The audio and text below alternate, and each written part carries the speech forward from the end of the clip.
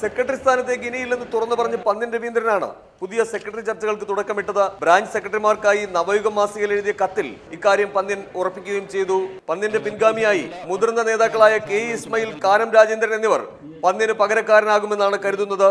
ജില്ലാ സമ്മേളനങ്ങളിൽ ഇരുപക്ഷവും ഇതനുസരിച്ചുള്ള ചരടുവലികൾ നടത്തുകയും ചെയ്തു. ദേശീയ നേതൃത്വമാകട്ടെ സമവായത്തിലൂടെ പുതിയ സെക്രട്ടറിയെ കണ്ടെത്താനുള്ള തിരക്കിട്ട നീക്കങ്ങളാണ് നടത്തുന്നത്. ഇതിനിടയിൽ മത്സരത്തിനുള്ള സാധ്യത തള്ളാതെ ദേശീയ എക്സിക്യൂട്ടീവ് അംഗം കാനം രാജേന്ദ്രൻ രംഗത്തെത്തി.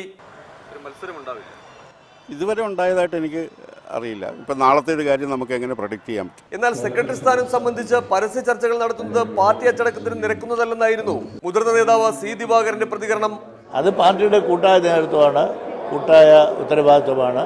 സെക്രട്ടറി സ്ഥാനം സംബന്ധിച്ച് ദേശീയ നേതൃത്വം ഉചിതമായ തീരുമാനമെടുക്കുമെന്നാണ് പൊതുവെയുള്ള വിലയിരുത്തൽ. എന്നാൽ കാനം കെ ഇ തർക്കം എങ്ങും എത്തുന്നില്ലെങ്കിൽ പന്ന്യന് ഒരവസരം നൽകാൻ ദേശീയ നേതൃത്വം തയ്യാറാകുമെന്നും സൂചനയുണ്ട്.